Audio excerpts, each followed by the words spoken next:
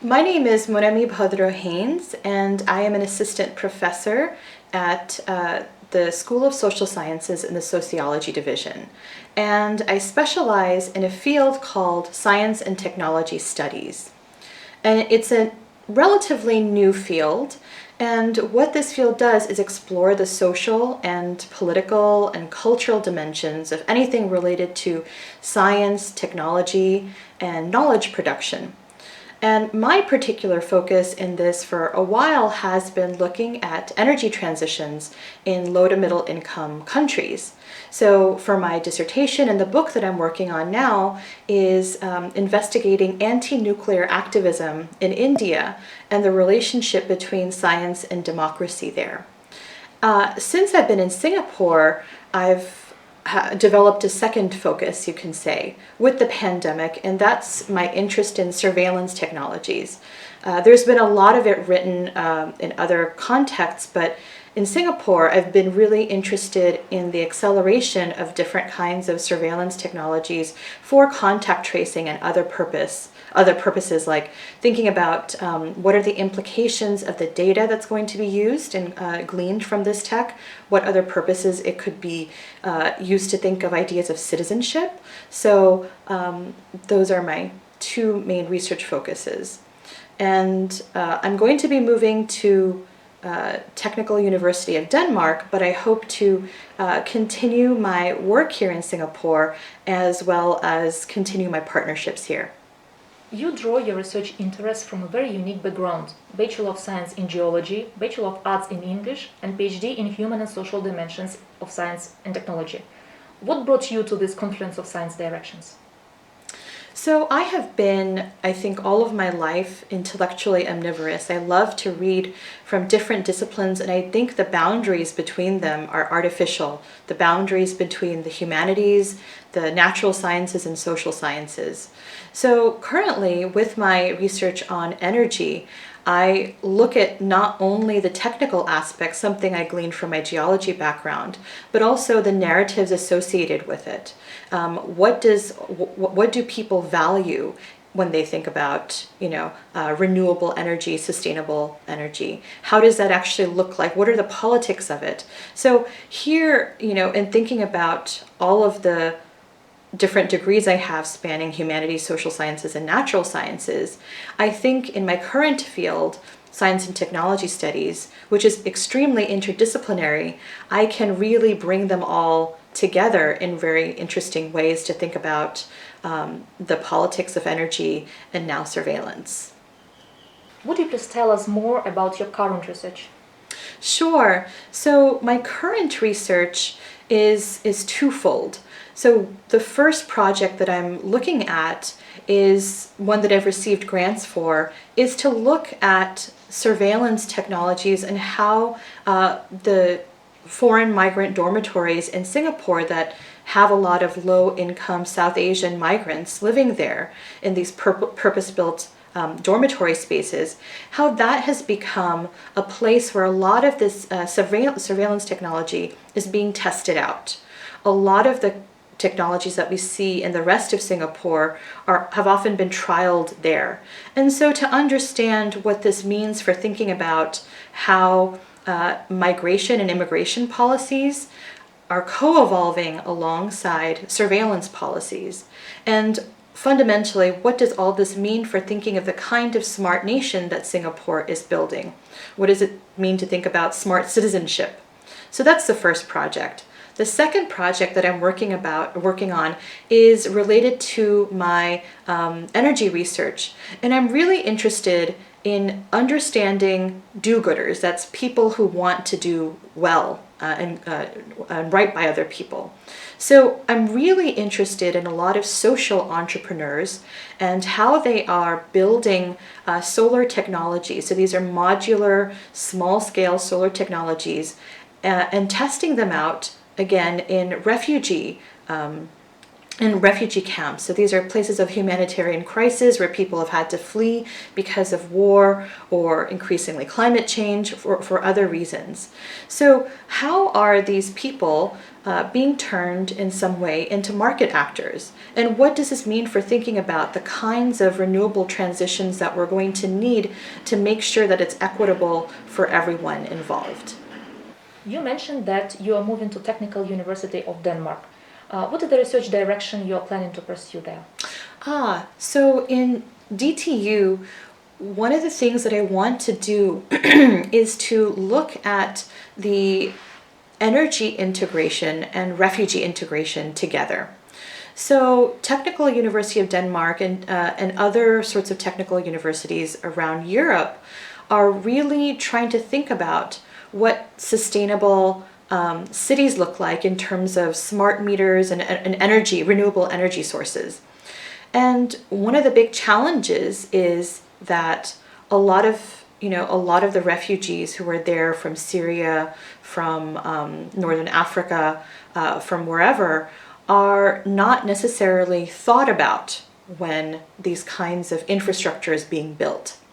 And as we've seen with the pandemic, infrastructure, equitable infrastructure, is extremely important to make sure that everyone can weather all kinds of, these kinds of disturbances and in a way that helps people survive and thrive. And what I want to do is to think about how energy integration is also simultaneously a problem of social integration. So this means looking at the kinds of issues in Denmark and in other places, how refugees are being brought in and it's causing some strife internally. But to think about that in terms of the kinds of energy services that they're going to get, the kinds of housing that they're allowed. All of these things are not just social and cultural problems, but also technical problems too. And I want to think about them together. How do you draw your inspiration for research? So this is where I think that my liberal arts training in American universities comes through, because I think that the personal is deeply political. So in every single research question that I investigate, I'm really interested in people who want to do good, to make a difference in the world. And because I'm someone who wants to make a difference in the world.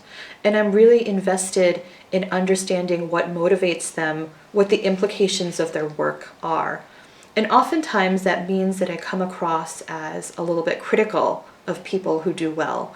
But that's because I'm critical of myself and how I want to make a difference. And I really do believe all the choices we make and the kinds of research projects that we are interested in pursuing are simultaneously intellectual, emotional, and ethical endeavors. We have to reflect upon what we've done, what we're doing personally and ethically.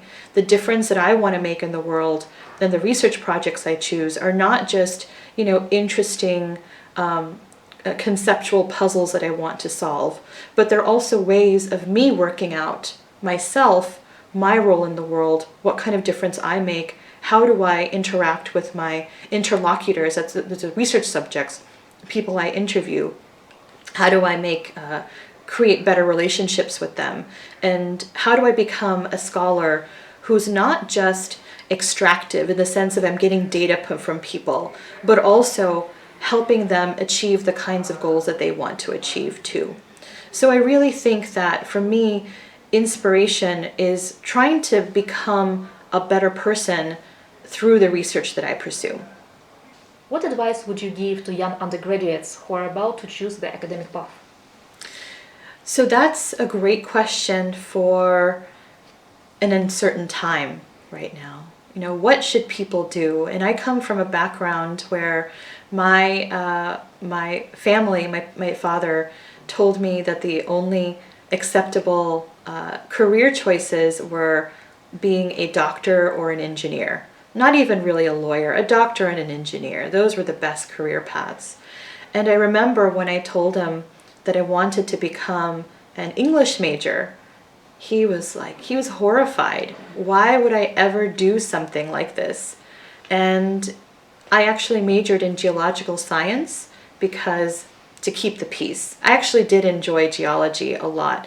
It was sort of subsidized tourism. I got to travel to many different places as an undergrad looking at rocks, and it was a lot of fun. But I think right now there is such a focus on STEM and science, technology, engineering, and mathematics.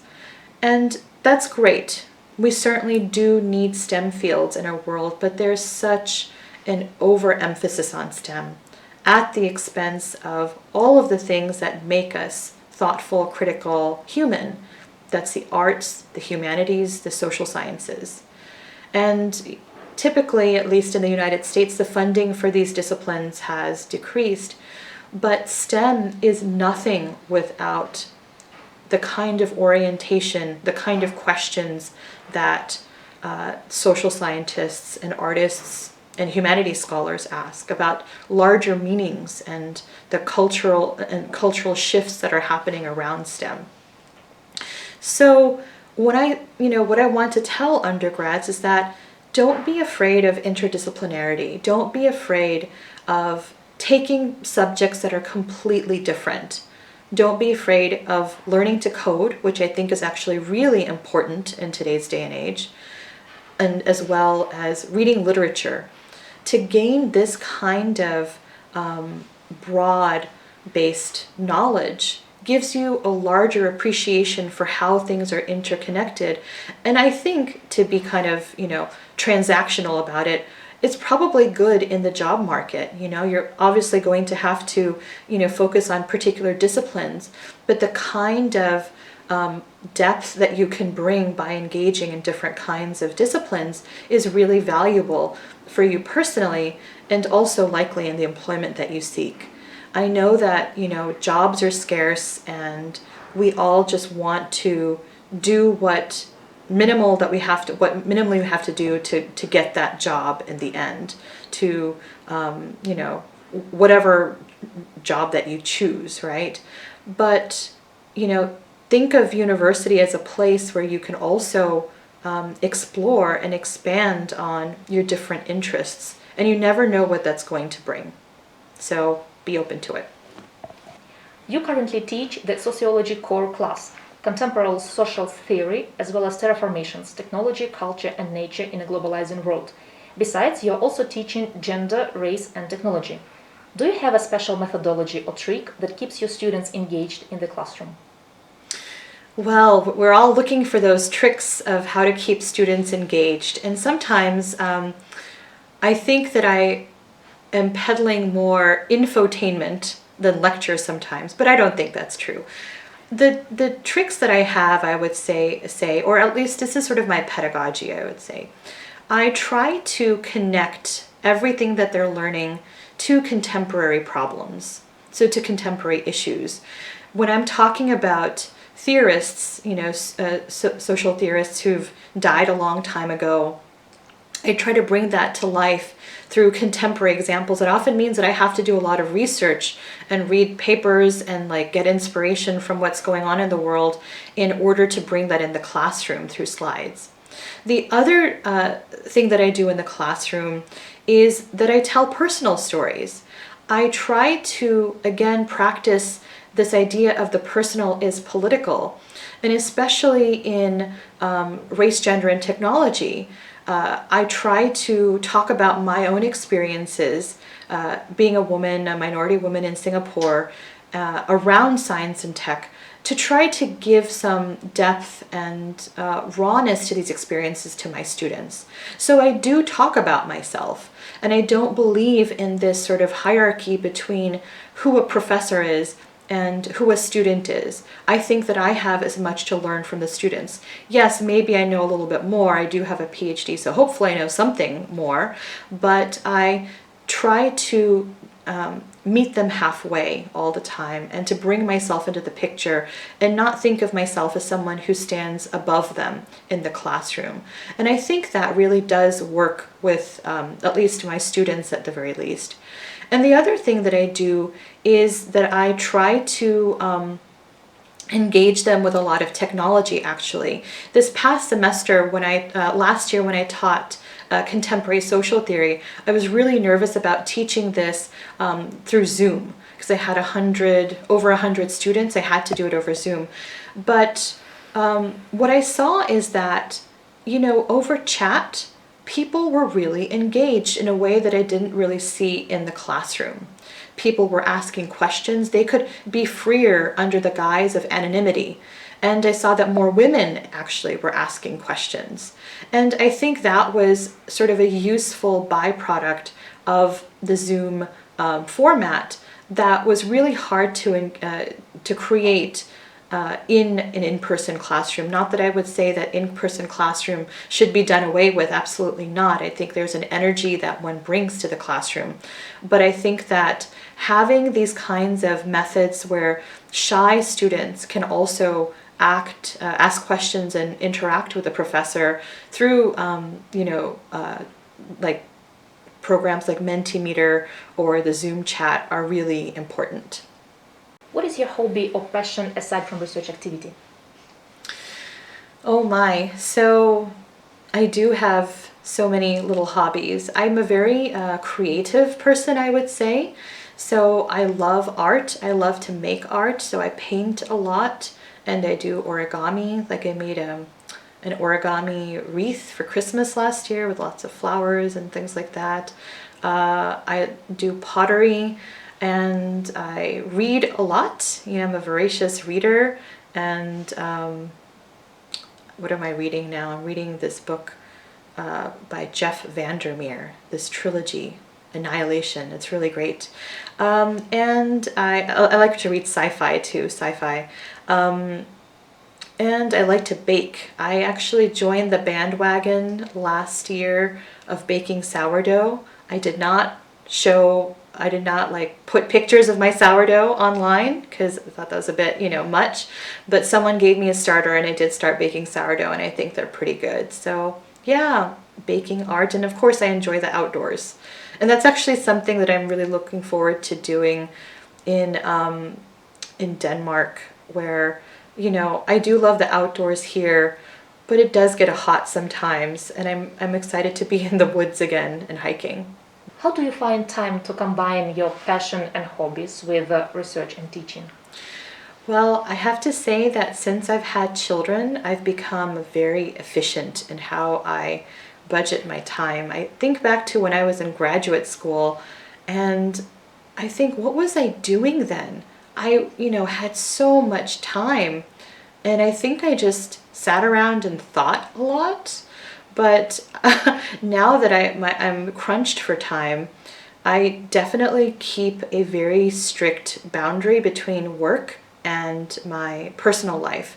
I actually, and this is probably, I don't know, this is probably not the right thing to say, but I don't work on the weekends. The weekends are for my children and for my family. I stop working, by 6 o'clock, and I don't work on the evenings. So I do keep a very strict personal and professional time boundary. I know there's a desire to constantly be productive, but for me, if I don't do these other things, I go crazy and then I'm not productive at all. Did you or do you currently have a role model? So I would say that I don't have any role model, like a particular person per se, but I do have qualities that I've seen in senior scholars that I really appreciate and want to emulate. I particularly really look up to women, senior women in academia, who are kind, compassionate, and smart. I really like people who are, seem like good human beings, who are not jerks, I guess, but, who are able to mentor and help junior scholars and also be really good at their work. That's the kind of person that I want to be, someone who is caring, a good mentor, but also good at her job. And I think actually those qualities, the higher up you get, can be kind of rare because there's such a pressure to publish, to just look out for yourself and not to help the community. And I really like people and look up to people who are community oriented and helping those who are just coming up. If you were not a researcher, who would you become? I would be a writer. That's who I would be.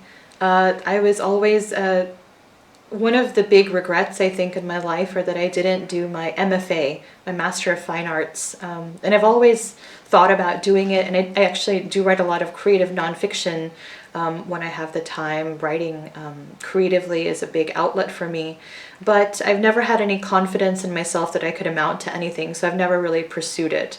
Doesn't mean that I won't in the future, and maybe I will at some point write something that's creative for publication, but I think I would be a writer if I wasn't a researcher. What is your favorite literature genre? So I really like science fiction, so anything by Ted Chiang, who wrote or whose the movie The Arrival is based off of his book. It's really quite philosophical and wonderful. And I also like short stories a lot. I personally like stories that are related to, anything to do with like the subcontinental experience, the Indian experience is really interesting to me. So Jhumpa Lahiri was a favorite of mine for a long time. And besides that, I like a lot of historical fiction because it gives me insights into a time period that I didn't live through. In fact, I'm just reading, what's the book called? Singapore Grip that's, I think, a famous one that I hadn't come across, but it talks about the waning days of British colonialism here in Singapore. So yeah, historical fiction, science fiction, short stories. So now when you're moving to Denmark, what do you think you would miss the most about NTU and Singapore? At NTU, I have a ready list of what I'm going to miss about NTU in Singapore. At NTU, I'm really going to miss my colleagues. I've, formed pretty good relationships and close relationships with my colleagues in history and sociology and public policy, global governance, who've become good friends of mine. And I'm going to miss the kind of warm working relationship that I have here. I'm sure and I'm hopeful that I'll also have that in Denmark, but I am certainly going to miss that here. I'm also going to miss about Singapore generally. I'm going to miss the food a lot. I'm going to really miss the food. I love how I can go to hawker centers and get any kind of cuisine that I want, and I think that's going to be a challenge in Denmark. This year I've been ordering mango boxes, and because my children eat like 10 mangoes a day, and I really, I'm going to miss that in Denmark. It's like, when we move to Denmark, just remember there's not going to be any mangoes there. I mean, there will be, I'm sure, but not just the surfeit of mangoes we get here. I'm going to miss the weather. Yes, it's really hot, and I do find that kind of, tiresome. I miss seasons, but I don't know if I'm ready to go into the darkness of winter that is going to be Scandinavia. I hear it's not so bad, but, I think it's going to be fine there, but I'll miss that. I'm also going to miss, on a more political level, the multiculturalism here. In Denmark, one of the things that they say is that we may be a multiracial society, but we're not a multicultural society. There is an expectation that we all integrate into Danish culture. And that is actually something I appreciate about Singapore, the fact that there is multiculturalism. One can critique about how it's done. There is a lot of talk right now about racial issues in Singapore, but I do think that on the whole, this is preferable to have to integrate into one culture. So I'm interested to see how that's going to play out in Denmark. But, there's a lot of things to look forward to there as well. But yeah, these are the few things that I'm going to miss in Singapore. My friends, I've developed a really great community here. The food and sort of the politics of Singapore in some way.